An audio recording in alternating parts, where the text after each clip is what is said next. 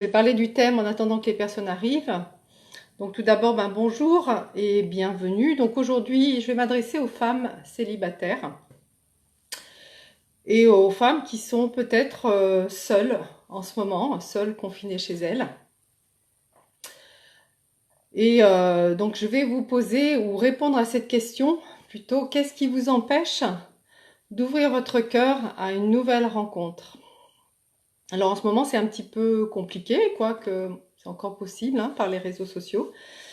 Mais justement, c'est vraiment le moment idéal pour vous préparer à cette nouvelle rencontre. Alors peut-être que vous, en ce moment, vous ressentez un sentiment d'abandon, de trahison, peut-être que vous vous sentez abusé. Abusé dans le sens, du coup, vous aviez des projets et du coup, tout s'arrête. Tout s'arrête, rien n'est possible en ce moment. Donc, sachez que cette période vraiment exacerbe toutes les émotions difficiles qui sont présentes en nous. Ça réactive aussi nos blessures, nos vieux schémas de fonctionnement. Donc, il ne faut pas être étonné si vous vous sentez perturbé. C'est tout à fait normal. Donc, il y a quelqu'un qui me regarde. Est-ce que vous pouvez me mettre un petit coucou? Parce qu'aujourd'hui, je suis sur mon téléphone portable et je ne vois pas les commentaires. Alors, mettez-moi un petit commentaire, un petit coucou, et puis dites-moi comment ça va. Donc, il peut y avoir aussi un sentiment de grande frustration. Déjà, je pense qu'il était déjà là avant, si vous êtes seul et que vous n'avez pas envie de le rester.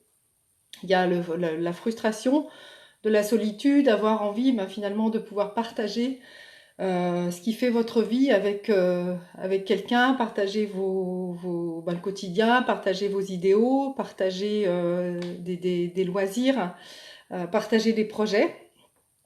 Voilà, sans doute que c'est important pour vous. Et puis, il peut y avoir aussi cette sensation de vide, de manque, de vide intérieur, de manque, avec vraiment une sensation comme un trou à l'intérieur de vous. C'est souvent ce que les personnes que j'accompagne me rapportent.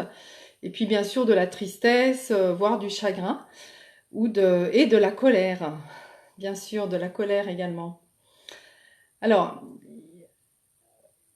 qu'est-ce qui vous empêche d'ouvrir votre cœur à une nouvelle rencontre? Si ça fait déjà plusieurs mois ou plusieurs années que vous êtes dans cette quête, ou peut-être pas dans la quête, mais en tout cas dans l'attente d'une nouvelle rencontre, c'est souvent ce que je vois. Les personnes sont dans l'attente, elles attendent que ça arrive dans leur vie. Eh bien, sachez que ce qui vous empêche finalement aujourd'hui d'ouvrir votre cœur et d'aller vers cette nouvelle personne, c'est la peur de vous engager.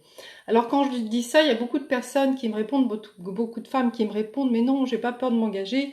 Voilà, mais la peur de s'engager, en fait, c'est le haut de l'iceberg.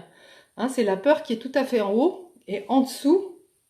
Bien entendu, il y a tout un tas d'autres peurs que justement on va découvrir ensemble aujourd'hui. Et peut-être que vous allez pouvoir me dire aussi quelles sont finalement ces peurs qui sont là et qui vous bloquent, qui vous empêchent d'avancer ou de réaliser ce projet de couple dans votre vie. Alors il faut savoir que ces peurs, elles sont très souvent inconscientes. Et tant que c'est inconscient, on peut pas s'en dégager de ces peurs, on peut pas s'en libérer, c'est pas possible. Donc c'est pour cette raison que je fais ce live aujourd'hui. C'est vraiment pour que vous puissiez prendre conscience des peurs, des freins qui vous bloquent, pour pouvoir justement aller les identifier et les accueillir. C'est pas en luttant contre ces peurs que vous allez pouvoir les dépasser, mais plutôt en allant voir ce qui se passe à l'intérieur de qu'est-ce qu'il y a à l'intérieur de ces peurs. Donc derrière cette peur de s'engager, alors la peur de s'engager, on la retrouve vraiment à toutes les stades de la relation amoureuse, que ce soit maintenant, vous êtes seul, mais dès que vous allez commencer à bouger vers finalement votre rêve de couple, vous allez rencontrer ces peurs-là, elles vont se manifester de façon encore plus intense. C'est pour cette raison que c'est important d'être averti de ça. Alors, qu'est-ce qu'il peut y avoir derrière la peur de s'engager? Donc, si vous le savez déjà, notez-le dans les commentaires. Même si vous écoutez cette vidéo en rediffusion, soit sur Facebook, soit sur YouTube, allez-y, notez dans les commentaires. Voilà, c'est toujours... peut-être qu'il y aura une peur que j'aurais oubliée. Donc, pour moi, c'est important de savoir ce qui se passe pour vous. Et surtout pour les autres qui vont lire vos commentaires, hein, ça leur permet de... Enfin, il y a des résonances qui se passent et elles peuvent se dire « Ah ben oui, moi aussi, c'est ce qui se passe pour moi ». Elles vont se reconnaître. Alors déjà, comment ça se manifeste concrètement la peur de s'engager? Déjà, moi, les personnes que je rencontre pour une première fois, elles me répondent, voilà, qu'est-ce qui se passe dans leur vie? Déjà, elles rencontrent personne. Ensuite, quand elles rencontrent quelqu'un, elles me disent qu'elles n'ont pas le déclic. Hein, souvent, elles sont inscrites sur des sites de rencontres, elles rencontrent plusieurs personnes et puis voilà, il n'y a pas de déclic. Ou alors, elles rencontrent les mauvaises personnes, entre guillemets, hein, parce que voilà, c'est pas la bonne personne pour elles, mais c'est les mauvaises personnes. Ça veut dire qu'elles répètent en fait, elles répètent quelque chose, elles répètent toujours la même chose, hein, un scénario, toujours le même scénario dans leur relation amoureuse. Et pour elles, finalement, c'est la même histoire, même si la personne est différente, ils se répètent la même chose, les mêmes souffrances. Alors derrière cette peur de s'engager, justement, quelles sont ces peurs? Alors bien sûr, il y a la peur de souffrir, la peur d'être blessé à nouveau. Si vous avez souffert dans votre relation, même si ça a été une belle relation, mais que vous avez vécu une rupture douloureuse, voilà, donc il y a eu de la souffrance et le cœur, hein, quand vous avez souffert, le cœur, il a tendance à se fermer. Et c'est pas une vue de l'esprit, hein. Le corps se referme vraiment autour du cœur par des tensions musculaires, des tensions tendineuses, ligamenteuses. Voilà, il se passe vraiment quelque chose au niveau physiologique et vous mettez en mode protection. Donc, dans ces conditions, c'est difficile à la fois d'ouvrir votre cœur et puis que l'autre, hein, vous rencontre aussi, même s'il a le cœur ouvert, mais il va se rendre compte que vous avez le cœur fermé. Et ça va pas être possible. Donc, il y a cette peur de souffrir, la peur d'être blessé, qui est en lien, bien sûr, avec toujours la peur de tomber sur la mauvaise personne, hein, puisqu'on a effectivement peur de revivre exactement la même chose, même si la personne est différente.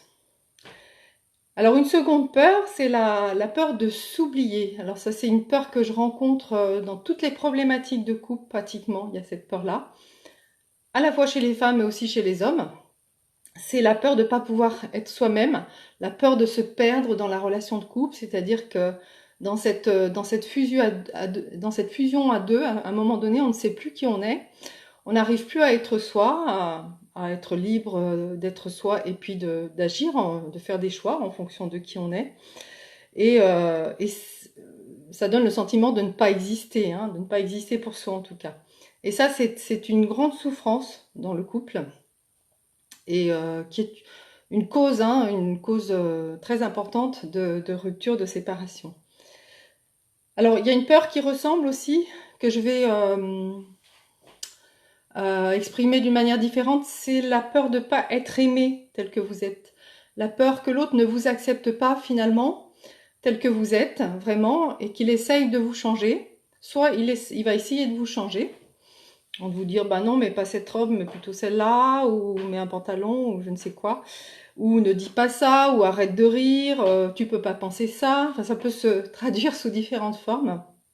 Soit c'est vous, et ça on rencontre souvent cet aspect-là de la relation. Quand vous rencontrez une personne, vous allez vous montrer pas tout à fait comme vous êtes, hein. Vous allez vous montrer, on va dire, sous votre beau jour, mais sous le beau jour que vous croyez et que vous pensez être le bon, en fait, hein.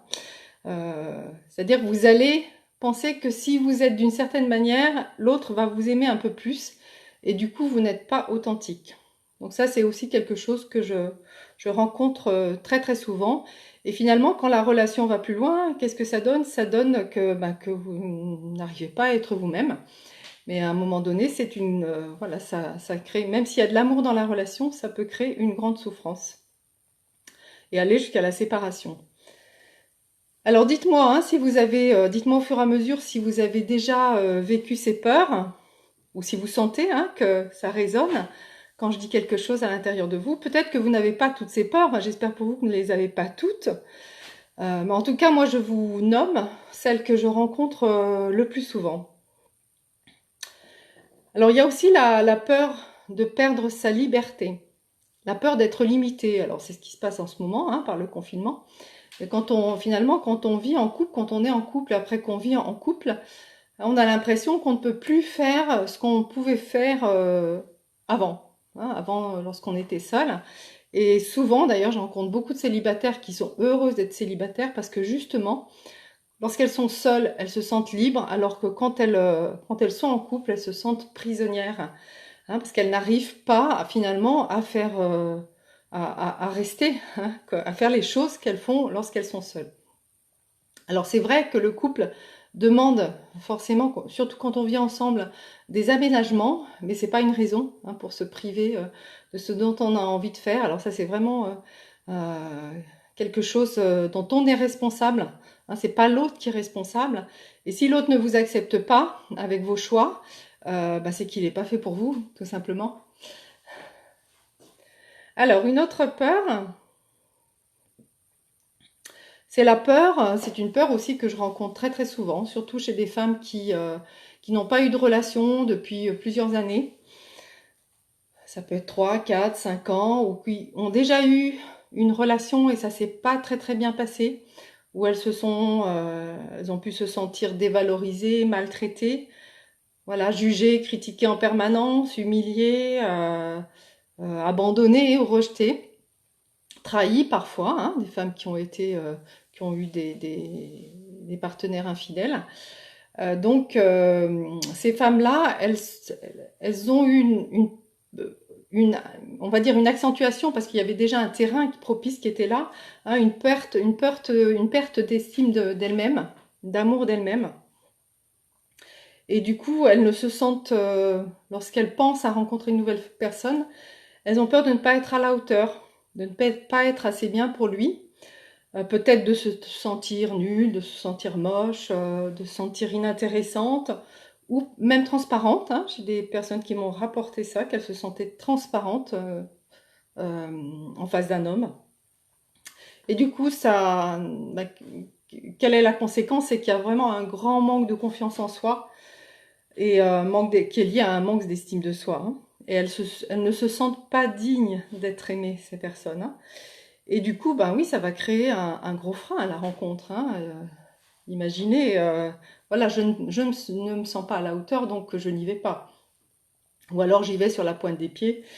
Euh, voilà, ce qui est de toute façon une peur de s'engager. Ensuite, il y a des peurs, alors des peurs qui sont pas négligeables, mais qu'on peut quand même très vite surmonter, ces peurs-là, elles sont moins importantes. C'est la peur de ne plus savoir comment faire.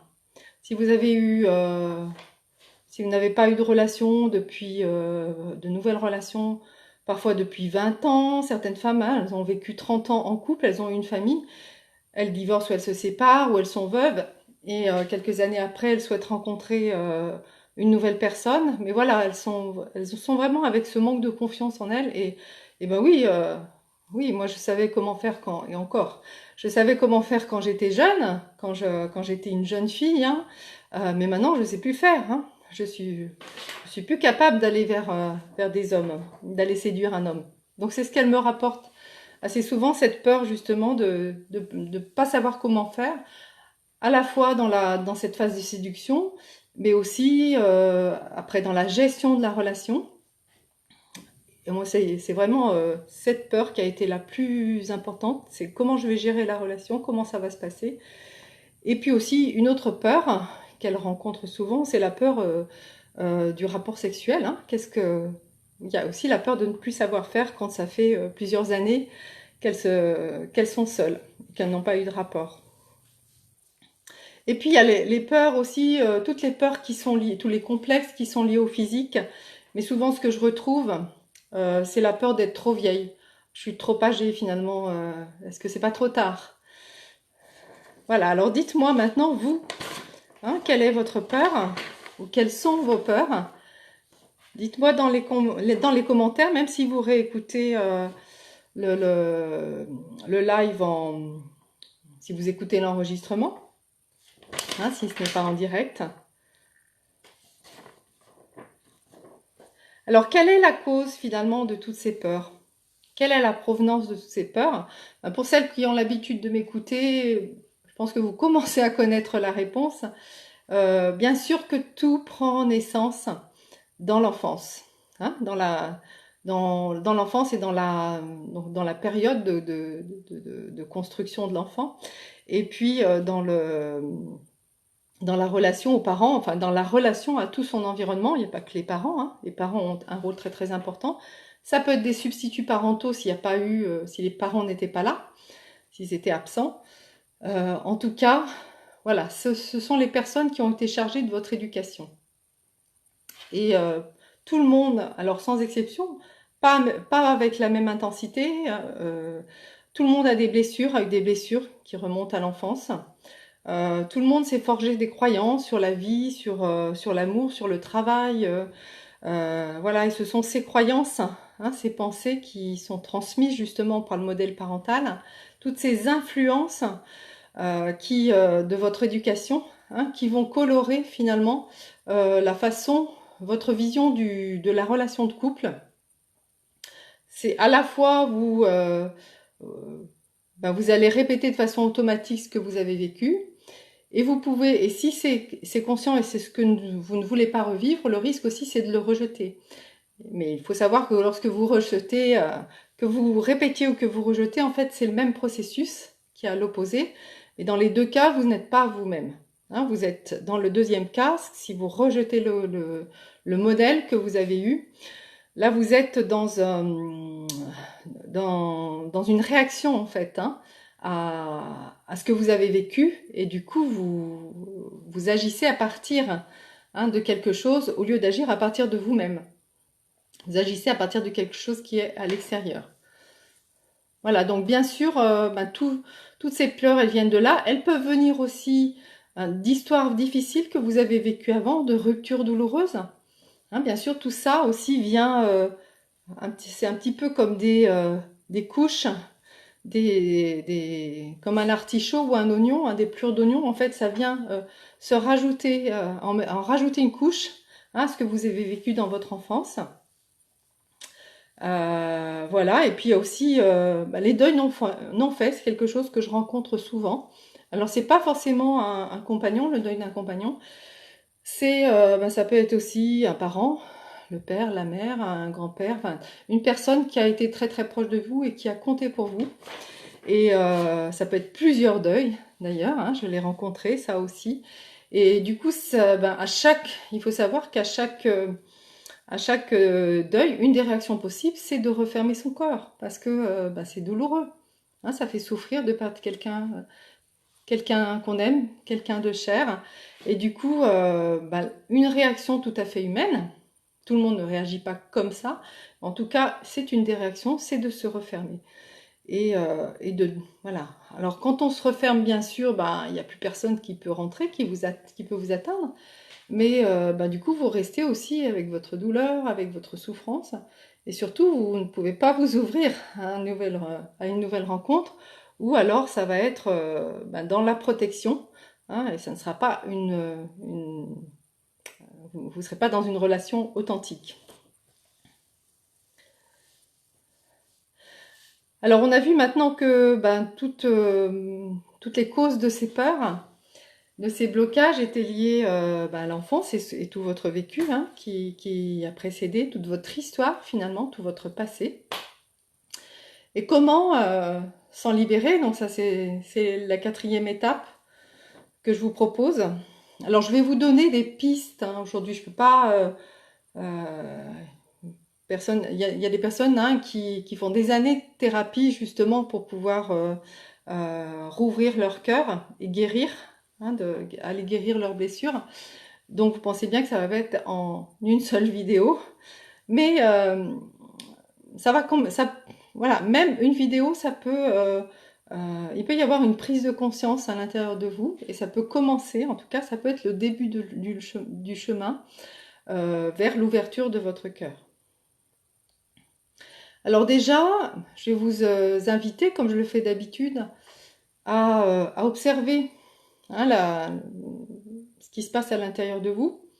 Quelles sont vos émotions, vos sensations physiques, vos émotions, les pensées qui sont là aussi. Et par rapport à cette situation. Alors non seulement à la situation, aujourd'hui vous êtes confiné seul, voilà, et en plus vous ne pouvez même pas envisager d'aller à la rencontre d'une nouvelle personne, pardon. Et donc non seulement il y a cet inconvénient, voilà, mais en plus il y a déjà toutes les émotions qui étaient là avant. Et qui sont exacerbées. Donc allez observer ce qui se passe à l'intérieur de vous. Quelles sont les émotions, les réactions finalement que génère cette situation, le fait d'être seul, alors que vous ne voulez pas être seul. Vous voulez avoir une relation de couple. Donc ça, c'est vraiment la première étape. Et puis dans la deuxième étape, je vous invite à utiliser cette énergie, s'il y a de la frustration, s'il y a de la colère, c'est souvent ce qui se passe, c'est d'utiliser vraiment cette énergie dans une énergie créatrice, c'est-à-dire la colère, la frustration c'est de la colère entrée, mais la colère c'est vraiment une énergie dynamique en fait, c'est pas comme la tristesse, qui est une énergie qui plombe, qui met à l'arrêt. Petit incident, j'ai mon portable qui s'est... Voilà, tout est revenu normal. Donc je disais que la tristesse, c'est vraiment une énergie qui met à l'arrêt. Quand on est triste, on est déprimé. On a tendance à déprimer, on a envie de rien en fait. On a envie de rien faire, donc oui, il n'y a plus rien qui bouge. C'est comme si le temps s'était arrêté. Alors que dans la colère, on a envie de bouger. Alors on aura envie de bouger, de projeter notre colère soit sur les autres, soit sur les événements, soit sur la situation. Mais justement, vous avez le choix d'utiliser cette énergie, qui est une énergie de mouvement, pour vous mettre en mouvement, pour aller vers justement ce que vous voulez, plutôt que lutter contre, ou vous positionner en victime par rapport à votre situation. Donc ça, c'est vraiment la deuxième étape, et je vous invite vraiment à aller vers pas seulement des projets qui vont aller dans ce sens-là, mais vraiment faire des choses qui vous régénèrent, comme prendre soin de vous, faire des activités que vous n'avez pas fait depuis longtemps et que vous aimez bien, faire des choses qui vont pas forcément utiliser votre mental, mais plutôt utiliser vos mains, vos jambes, votre corps, pour vraiment vous mettre en mouvement. Ça peut être de l'exercice physique, du sport, aussi de la danse, tout ce qui fait bouger. Alors j'avais un petit exemple de personnes.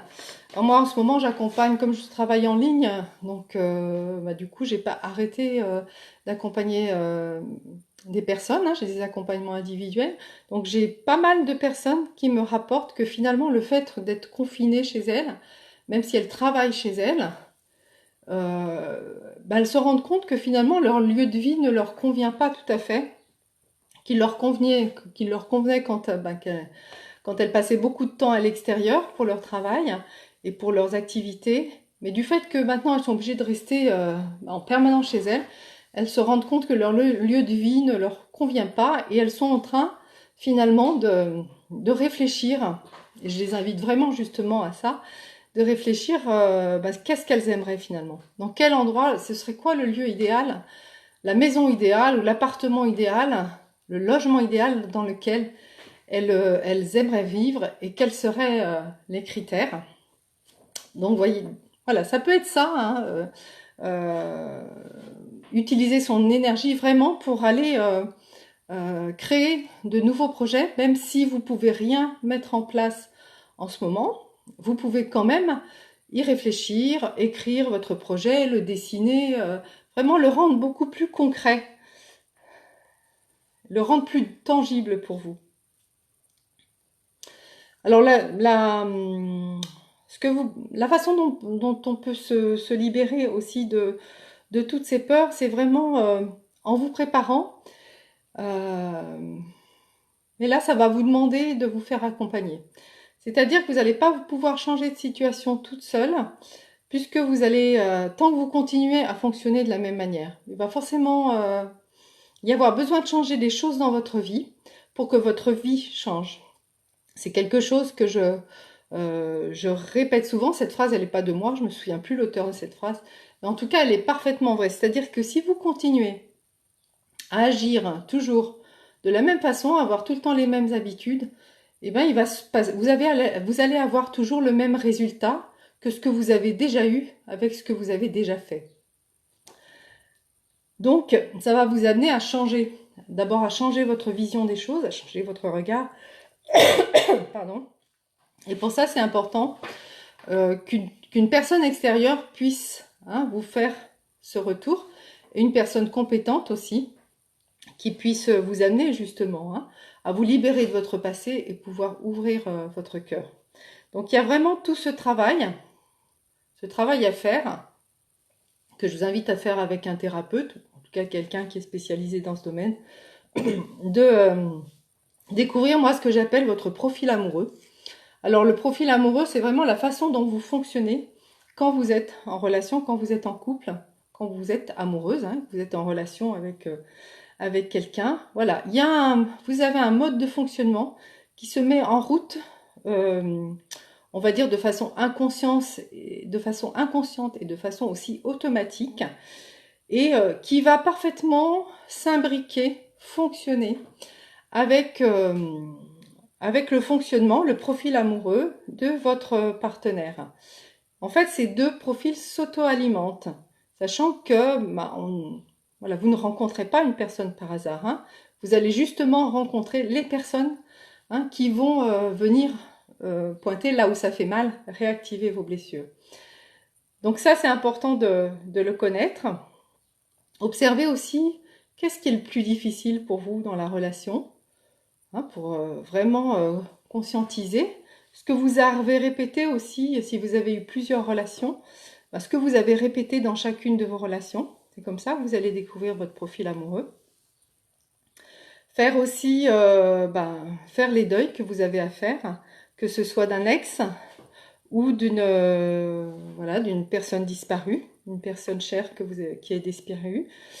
Et puis bon, il y a une deuxième grande étape qui sera de prendre soin de vous, de reprendre conscience de votre valeur, de vous aimer pour ce que vous êtes. Et pour s'aimer, c'est important de se connaître aussi, de savoir qui on est et quels sont nos talents.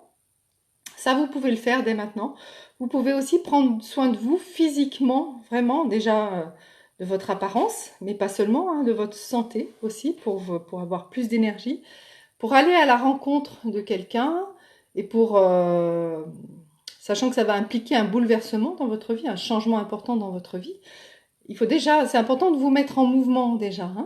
Donc, et pour ça, il faut avoir de l'énergie, il faut être en bonne santé. Donc ça, voilà, ça vous pouvez le faire dès maintenant. Il n'y a pas besoin de thérapeute pour ça, vous n'avez pas besoin de vous faire accompagner. Et puis, il y a aussi un aspect qui est important, c'est de faire vivre votre bassin. Souvent, on a le cœur fermé, mais on a aussi le bassin bloqué, puisque c'est dans une relation amoureuse, il y a aussi des relations sexuelles. Et on a aussi l'énergie entre le cœur et le bassin qui ne circule plus. Donc, d'où l'importance d'aller faire vivre votre bassin dans l'exercice physique, dans la danse.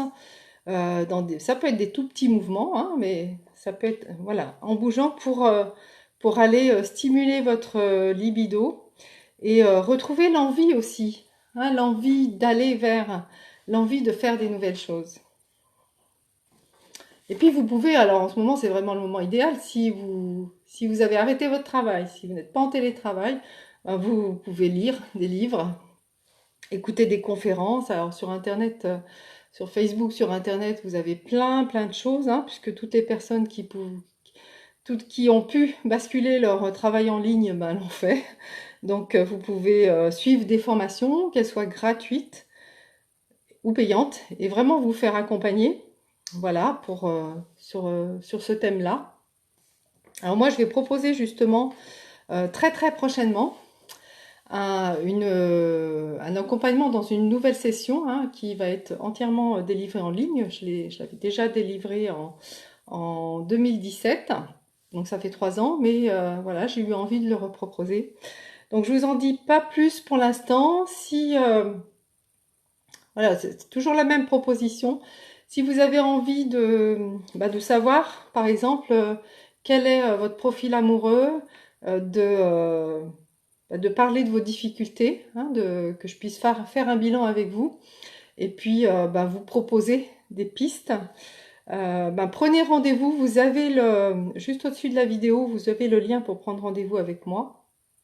Il y a juste à répondre à quelques questions et je vous recontacte pour prendre ce rendez-vous pour une séance qui est entièrement offerte, complètement offerte. Voilà, écoutez, je le redis encore, n'hésitez pas à mettre des commentaires, moi ça m'aide beaucoup. Voilà, surtout sur vos frustrations, sur vos blocages. Peut-être, oui, qu'est-ce que vous faites, hein, qu'est-ce que vous mettez en place pour aussi changer cet état de choses, pour ouvrir votre cœur et pouvoir aller dans une nouvelle rencontre. Voilà, écoutez, je vous dis à très très bientôt pour une prochaine vidéo. Prenez soin de vous, je vous embrasse.